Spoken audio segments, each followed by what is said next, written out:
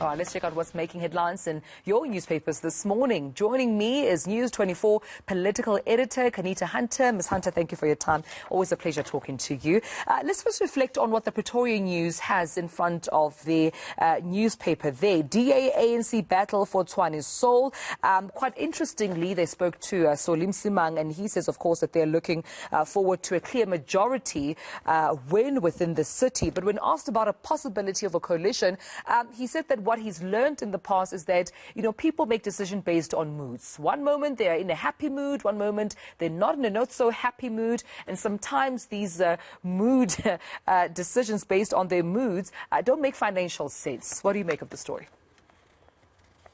Yeah, I mean, it's interesting, particularly because the ANC is launching their manifesto on Monday in Tshwane, and there obviously is a renewed effort to capture the capital in a way that the ANC could not in 2016. Now, the DA has learned probably a very harsh lesson about coalitions after the 2016 local government elections. They want an outright majority, and nobody wants to govern in coalitions after what we saw in the metros after the 2016 local government elections. They are pushing Randall Williams to take over and hold a majority. Obviously, Solim Simanga saying, he was the mayor there, sort of with some sort of experience as to what may happen. But an interesting bit for me is that the ANC has been fraught with instability in the Tshwane region.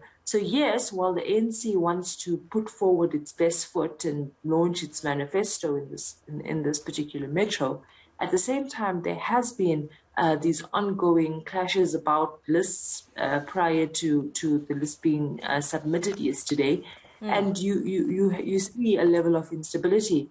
And so I think that the DA's sort of effort will not go unnoticed for residents in that metro.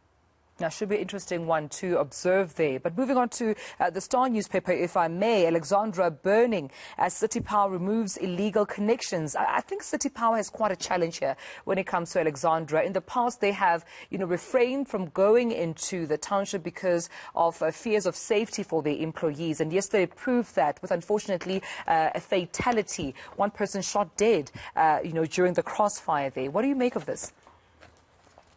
I mean, City Power is between a rock and a hard place. It has to deal with the fact that there is an overload in the network because of these illegal connections, and Alexandra is filled with illegal connections. They need to sort of deal with the overload to the network. But then when they go in, there is this violence that they are faced with from residents who are angry that they do not have electricity, and that their connections that they have organized with themselves are now being taken down by City Power. This is an ongoing thing. I feel like we have not found a sustainable solution to the issue of illegal connections at Alexandra. It has continued for years and years and years. And then you have another issue where it's now election time, and political parties are saying to these voters in these areas that you are entitled to free electricity, as if there is a plan to dish out free electricity.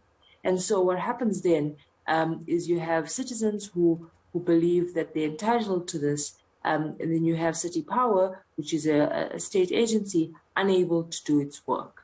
Yeah, that's unfortunate, and we'll have to see how that pans out, because President Ramaphosa out in Soweto promising, to, amongst other things, offering service delivery there to sort out these electricity problems within the area. Just before I come in, just find out from you what News 24 is focusing on today. I just want to lastly focus on the witness for now. eThekwini proposing there, Qaanitah, to sell its land to only black people.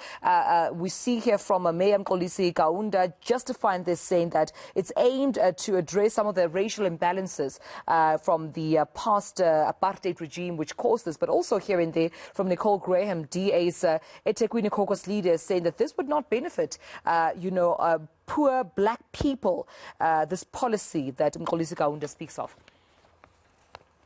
Yeah, I mean, this is definitely going to cause a stir in terms of the municipality saying that, its land should be only sold to black people.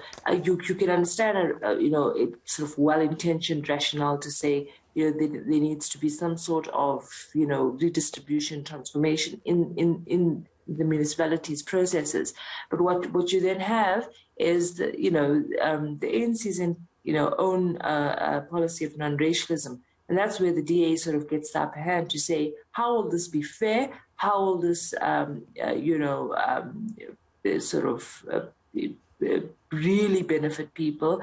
And the argument that she made was that the way the policy is positioned, poor people will actually not benefit from it. And so she says that making a system available to people who don't have the means should be the better way to do it. I think it's not going to be the end of this debate.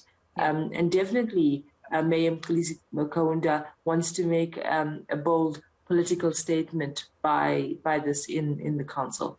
We'll be following this story closely as well, Qaanitah. What are you following as News 24 this morning? Yeah, the big story in News 24 this morning is the battle over Zuma's medical information on hold, as now the NPA is defending Downer against totally unjustified attacks. You know that today the former President Jacob Zuma's legal team will be arguing that the NPA lacks the title to try him for corruption. And he should be summarily acquitted. Yesterday, there was a debate around or arguments around his medical records. His legal team only saying that 2 weeks after he's been placed on medical parole, he's still seeking medical assistance in Gauteng, and he cannot be present at the trial. And obviously, Darlin Pofu defending Jacob Zuma and saying that his medical records should not be handed over to Judge Piet Koen, and arguments will continue today. All right, we'll be following that story as well. Thank you so much. Qaanitah Hunter, political editor at News 24.